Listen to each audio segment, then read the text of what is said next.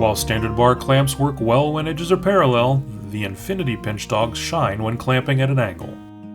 Like when coopering a crest rail, building curved panels, or assembling a regular joinery.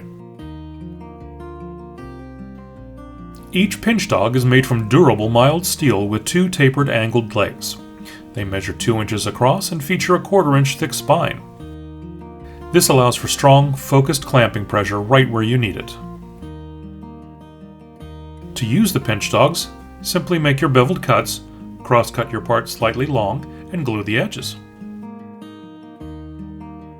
Push the pieces together to form a tacky connection, align the pieces, and then gently tap the pinch dogs into the end grain. The angled legs will pull the joint tightly together. For thicker stock, add a second pinch dog on each side for extra holding power. Flip the assembly, repeat on the other side, and let your glue set.